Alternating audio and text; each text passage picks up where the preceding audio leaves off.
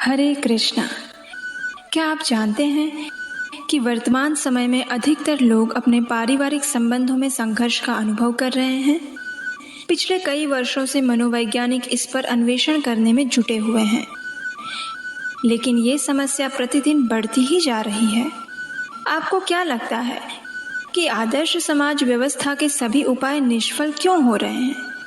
इसका सबसे सरल उत्तर है कि हम राम राज्य तो बनाना चाहते हैं, लेकिन राम के बिना। जी हाँ, हम समाज और विश्व में सुख शांति तो बढ़ाना चाहते हैं, लेकिन इन सब की जड़ यानी वैदिक संस्कृति को भुलाकर सभी समस्याओं के समाधान को प्रस्तुत करने वाले भगवत गीता जैसे ग्रंथों को छोड़कर। आधुनिक मनुष्य की समस्या यही है कि वह पौधे की जड़ में पानी देने के बजाय उसके पत्तों को पानी दे रहा है और फिर सोचता है कि ये पौधा मुरझा क्यों रहा है। चलिए अपनी जड़ों से फिर एक बार जुड़ते हैं और इस अत्यंत पवित्र पुरुषोत्तम मास में आने वाली परम कल्याणकारी परम एकादशी की कथा का श्रवण करते हैं। अपने काल यंत्र के माध्यम से अब हम सीधा उतरने जा रहे हैं युधिष्ठिर महाराज के महल में, जहां भगवान श्री कृष्ण और युधिष्ठिर महाराज के बीच में एक विशेष चर्चा हो रही है। किस चीज की? पुरुषोत्तम मास के कृष्ण पक्ष में आने वाली एकादशी की। युधिष्ठिर महाराज ने भगवान श्री कृष्ण से पूछा, हे मधुसूदन, पुरुषोत्तम मास के कृष्ण पक्ष में कौन सी एकादशी आती है और इसका पालन करने की विधि क्या है? कृपया मुझे इस विषय में विस्तार पूर्वक बताएं। ये सुनकर पूर्ण पुरुषोत्तम भगवान श्री कृष्ण ने उत्तर दिया, पुरुषोत्तम मास के कृष्ण पक्ष में आने वाली एकादशी को परम एकादशी के नाम से जाना जाता है, क्योंकि ये सर्वोपरि परम आध्यात्मिक फल प्रदान करने वाली है और जो जन्म और मृत्यु के चक्र से मुक्ति दिलाने वाली भी है। इसका पालन शुक्ल पक्ष में आने वाली पद्मिनी एकादशी की तरह ही किया जाता है। इस विषय में अब मैं तुम्हें एक पौराणिक कथा सुनाता हूँ, ध्यान पूर्वक सुनो। ये कहकर भगवान श्री कृष्ण ने इस प्रकार कथा कहना प्रारंभ किया। अनेक वर्षों पूर्व कांपिल्य नगर में एक धार्मिक स्वभाव वाला ब्राह्मण रहता था, जिसका नाम सुमेध था। उसकी एक सुंदर और पतिव्रता पत्नी भी थी, जिसका नाम पवित्रा था। अपने पूर्व जन्म में किए गए कुछ पाप कर्मों के कारण सुमेध ब्राह्मण अत्यंत गरीब अवस्था में था। उसके पास न तो पर्याप्त मात्रा में भोजन था और न ही धन। वह प्रतिदिन घर घर जाकर भिक्षा मांगता, लेकिन उसके दुर्दैव के कारण कहीं से भी उसे पर्याप्त भोजन प्राप्त नहीं हो पाता था। इस कठिन परिस्थिति के पश्चात भी उसकी पत्नी पवित्रा अत्यंत विनम्र और शीलवान थी। वह अपने पति की पूर्ण निष्ठा से सेवा करती और उनके पास आने वाले अतिथियों का भी यथोचित सत्कार करती। अतिथि सेवा के चलते कई बार उसे भूखा ही सोना पड़ता था और इस कारण से उसका सुंदर शरीर अब धीरे धीरे दुर्बल और शुष्क होता जा रहा था। अपनी पत्नी की इस दुर्दशा को देखकर सुमेध ब्राह्मण ने अपनी पत्नी से कहा, हे प्रिये, मैं धनवान लोगों के पास भिक्षा मांगने के लिए जाता हूँ, लेकिन मुझे कहीं से भी पर्याप्त दान प्राप्त नहीं होता। पर्याप्त धन और संपत्ति के बिना गृहस्थ जीवन में संघर्ष उत्पन्न होता है। इसलिए हे मेरी प्रिय पत्नी, यदि तुम मुझे आज्ञा दो तो मैं विदेश जाकर कुछ धन उपार्जन करके आना चाहता हूँ, जिससे कि हमारी इस कष्टमय स्थिति का अंत हो सके। जो व्यक्ति उत्साहपूर्वक प्रयत्न करता है उसे सफलता अवश्य मिलती है, लेकिन जो व्यक्ति अपने भाग्य को स्वीकार करके बैठा रहता है और प्रयास नहीं करता, वह आलसी माना जाता है। अपने पति के वचनों को सुनकर सुमेध की पत्नी पवित्रा ने अपने नेत्रों में अश्रुओं के साथ अत्यंत आदर और प्रेम पूर्वक कहा, हे पतिदेव, आप सबसे अधिक विद्वान और ज्ञानी हैं। मैं जानती हूँ कि व्यक्ति ने अपने पूर्व जन्म में जितनी मात्रा में दान दिया होता है, उतनी ही मात्रा में उसे अगले जन्म में धन की प्राप्ति होती है, और जिसने किसी भी प्रकार का दान नहीं दिया होता, वह व्यक्ति सुवर्ण के सुमेरु पर्वत पर होने के बावजूद भी निर्धन ही रहता है। अवश्य ही हम दोनों ने पूर्व जन्म में सुपात्र व्यक्ति को किसी भी प्रकार का दान नहीं दिया है, इसीलिए आज हम निर्धन हैं। लेकिन आप मेरे पर कृपा करें और कहीं भी ना जाएं, क्योंकि आपके बिना मैं एक क्षण भी नहीं रह पाऊंगी। पति के बिना एक स्त्री का किसी भी स्थान में सत्कार नहीं होता। नीति शास्त्र कहता है कि यथोचित आश्रय के बिना एक विद्वान ब्राह्मण, स्त्री और लता का विकास संभव नहीं।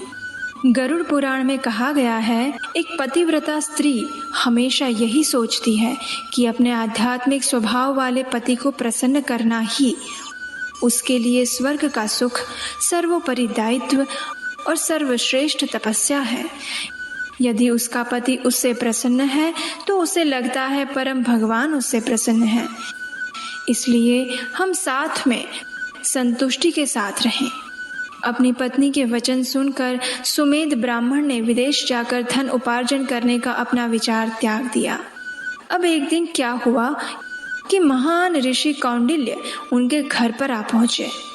उनको देखकर दोनों पति पत्नी अत्यंत प्रसन्न हुए और उन्होंने ऋषि कौंडिल्य को दंडवत प्रणाम किया और उनका यथोचित स्वागत सत्कार किया। अपनी क्षमता के अनुसार उन्होंने ऋषि को पूर्ण संतुष्टि होने तक भोजन अर्पित किया। ऋषि कौंडिल्य जब ब्राह्मण दंपति की सेवा से पूर्ण संतुष्ट हुए तो पवित्रा ने विनम्रता से हाथ जोड़कर ऋषि से कहा, हे महान तपस्वी ऋषिवर, कृपया आप हमारा मार्गदर्शन करें कि जो व्यक्ति अपने पूर्व जन्म में दान न देने के कारण इस जन्म में निर्धन हो, उसकी इस दरिद्रता का अंत कैसे हो सकता है। हमारी इस दरिद्रता का कोई निवारण बताएं। मेरे पति मेरा त्याग करके धन उपार्जन हेतु विदेश गमन करना चाहते हैं, लेकिन मैं इस बात से सहमत नहीं। आप तो परम विद्वान हैं। आपके आगमन और दर्शन मात्र से हमारे दुर्भाग्य का अंत हो गया है। कृपया आप हमें मार्गदर्शन दें कि कौन से व्रत का पालन करके, किस तपस्या के द्वारा और किस माध्यम से हम अपनी इस दुखमय स्थिति से बाहर आ सकते हैं। ब्राह्मण पत्नी के वचन सुनकर ऋषि कौंडिल्य ने उन्हें कहा, पुरुषोत्तम मास के कृष्ण पक्ष में आने वाली परम एकादशी पूर्ण पुरुषोत्तम भगवान श्री हरि को अत्यंत प्रिय है। इसका श्रद्धा और निष्ठा पूर्वक पालन करने से ये हर प्रकार के भौतिक और आध्यात्मिक सुख प्रदान करती है। इस एकादशी के दिन साधक को भगवान के पवित्र नामों का जाप, कथा और कीर्तन करना चाहिए। एक समय कुबेर द्वारा इस एकादशी का पालन किया गया था और उससे प्रसन्न होकर शिवजी ने उन्हें देवताओं का कोषाध्यक्ष बना दिया था। राजा हरिश्चंद्र ने भी जब उसकी पत्नी और बालक को बेच दिया गया तो उसके बाद इस व्रत का पालन किया था, जिसके परिणाम स्वरूप उन्हें अपना राज्य पुनः प्राप्त हुआ और अपने जीवन काल के दौरान उन्होंने सुखपूर्वक राज्य किया। इस प्रकार कौंडिल्य ऋषि ने पवित्रा और सुमेध ब्राह्मण को परम एकादशी का पालन किस प्रकार किया जाए उसके विषय में मार्गदर्शन दिया। ऋषि द्वारा दिए गए मार्गदर्शन के अनुसार सुमेध ब्राह्मण और उसकी पत्नी पवित्रा ने श्रद्धा पूर्वक परम एकादशी व्रत और उपवास का पालन किया और भगवान श्री हरि की पूजा आराधना की। इसके कुछ ही समय में एक ऐसा चमत्कार हुआ कि उन्होंने एक सुंदर राजकुमार को अपने घर की ओर आते हुए देखा। ब्रह्मा के आदेश पर इस राजकुमार ने इस ब्राह्मण दंपत्ति को सभी सुविधाओं से पूर्ण सुंदर महल भेंट दिया। उनकी भक्ति और पवित्रता से प्रसन्न होकर राजकुमार ने उनके जीवन निर्वाह हेतु एक पूरा गांव भी दे दिया।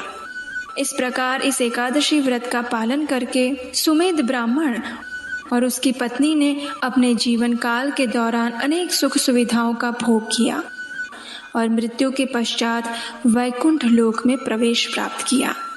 कथा का समापन करते हुए भगवान श्री कृष्ण ने युधिष्ठिर महाराज को कहा, हे राजन, इस परम एकादशी व्रत का पालन करने से व्यक्ति को गंगा और पुष्कर जैसे पवित्र तीर्थ स्थलों में स्नान करने का पुण्य प्राप्त होता है। इसके साथ साथ गाय का दान देने से और सभी धार्मिक अनुष्ठानों का पालन करने से जो फल प्राप्त होता है वह संपूर्ण फल केवल भगवान की अत्यंत प्रिय परम एकादशी का श्रद्धा और निष्ठा पूर्वक पालन करने से प्राप्त होता है। मनुष्य जन्म अत्यंत दुर्लभ है, इसलिए उसका उपयोग अपनी आध्यात्मिक उन्नति के लिए करना चाहिए। और अंत में भगवान श्री कृष्ण की आज्ञा से युधिष्ठिर महाराज और सभी पांडवों ने द्रौपदी सहित इस परम कल्याणकारी परम एकादशी का पालन किया और अंत में उन्होंने आध्यात्मिक जगत में प्रवेश प्राप्त किया। परम एकादशी व्रत का पालन करने की विधि अत्यंत सरल है। प्रातः ब्रह्म मुहूर्त में उठकर स्नान इत्यादि से शुद्ध होकर व्यक्ति को भगवान की मंगला आरती करनी चाहिए या उसका दर्शन करना चाहिए। उसके बाद तुलसी देवी को जल अर्पण करके उनकी प्रदक्षिणा करनी चाहिए। भगवत गीता और श्रीमद् भागवतम जैसे ग्रंथों का पठन करना चाहिए। इस दिन अन्न, दाल, चावल इत्यादि का त्याग करना चाहिए और अपनी शारीरिक क्षमता के अनुसार उपवास रखना चाहिए। यह उपवास निर्जल रहकर, फल और दूध लेकर या एकादशी प्रसाद लेकर किया जा सकता है। संध्या समय भगवान के समक्ष उनका कीर्तन करना चाहिए। दूसरे दिन प्रातः काल ब्रह्म मुहूर्त में उठकर फिर से स्नान इत्यादि से शुद्ध होकर भगवान की मंगला आरती करनी चाहिए और ब्राह्मण या वैष्णवों को दान या प्रसाद देकर उन्हें संतुष्ट करने के बाद एक निश्चित समय पर इस एकादशी व्रत का पारण करना चाहिए। तो चलिए, इस दुर्लभ और अत्यंत मंगलकारी तथा आध्यात्मिक परम गंतव्य की ओर ले जाने वाली इस परम एकादशी का श्रद्धा और निष्ठा पूर्वक पालन करते हैं और अपनी आध्यात्मिक चेतना को शुद्ध बनाते हैं। हरे कृष्णा।